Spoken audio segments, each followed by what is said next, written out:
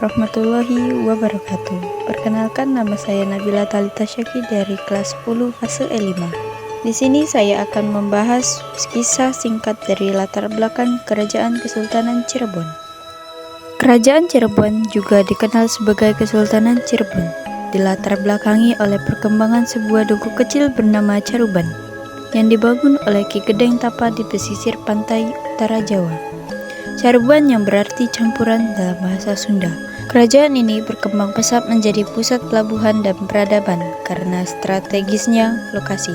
Kemudian cucu Ki Gedeng Tapa yang bernama Walang Sungsang atau Pangeran Cakrabuana mendirikan istana dan pemerintahan menjadikannya pendiri Kesultanan Cirebon.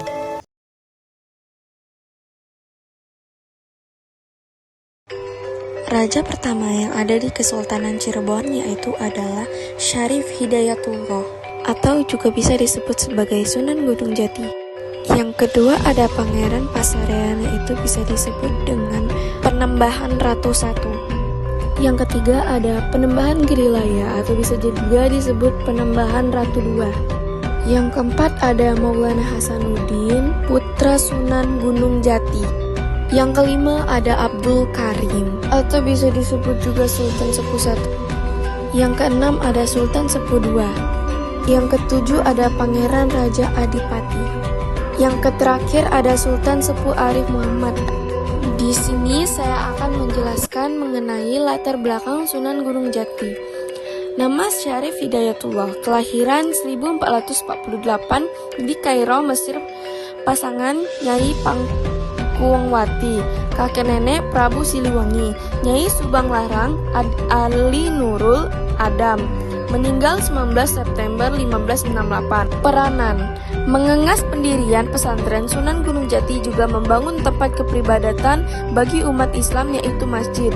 Masjid ini selain difungsikan sebagai tempat beribadah masyarakat Cirebon, namun juga sebagai tempat penyebaran Islam melalui dakwah yang Sunan Gunung Jati lakukan. Strateginya adalah pendekatan sosial budaya, pengajaran Islam, menguatkan penduduk politik, membangun masjid, mendirikan pesantren, menjalin hubungan dengan tokoh berpengaruh.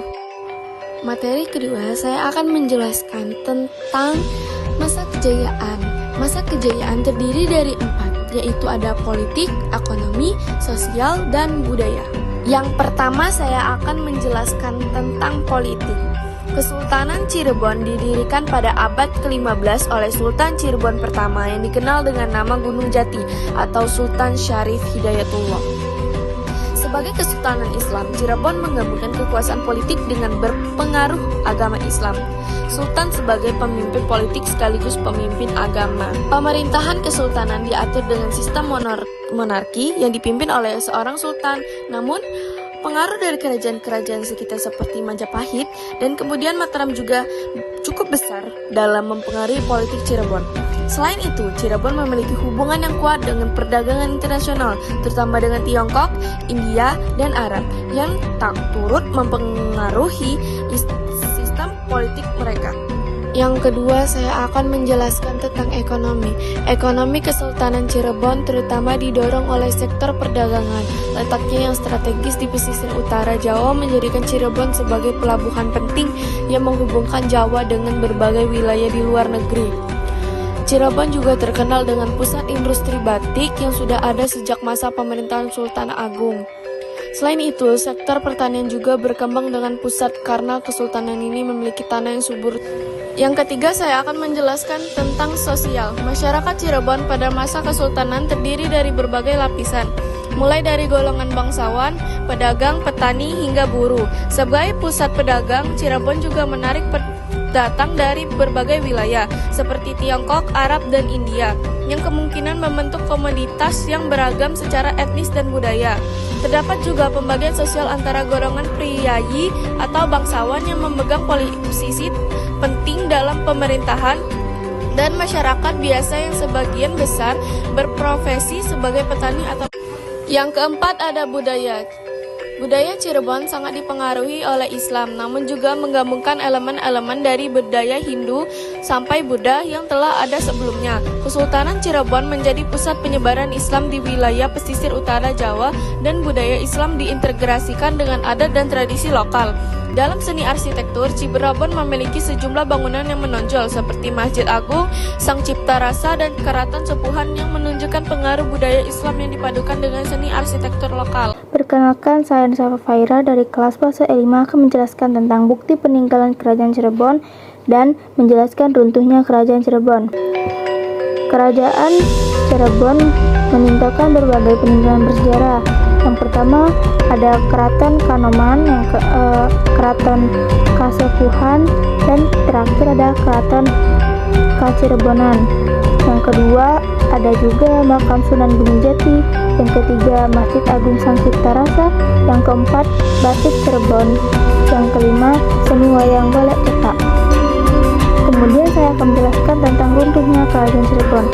Kerajaan Cirebon runtuh pada masa pemerintahan Panembahan Ratu II pada tahun 1666 akibat fitnah dari Sultan Amangkurat I dari Mataram. Sultan Amangkurat I menuduh Panembahan Ratu II bersekongkol dengan Banten. Akibatnya Panembahan Ratu diasingkan dan wafat. Setelah itu, kekuasaan Cirebon diambil alih oleh Mataram dan Kerajaan Cirebon terpecah menjadi 3 bagian, menandai keruntuhannya. Kerajaan Cirebon terpecah menjadi 3 bagian akibat konflik internal dan campur tangan Mataram dan Banten. Kesultanan Cirebon terbagi menjadi 2, yaitu Kesultanan Kasepuhan dan Kesultanan Kanoman. Pembagian ini terjadi akibat perebutan kekuasaan antara kakak beradik, sehingga wilayah kekuasaan terbagi menjadi 2, satu wilayah yang tua Kasepuhan dan satu untuk yang muda Kanoman. Sekian, terima kasih.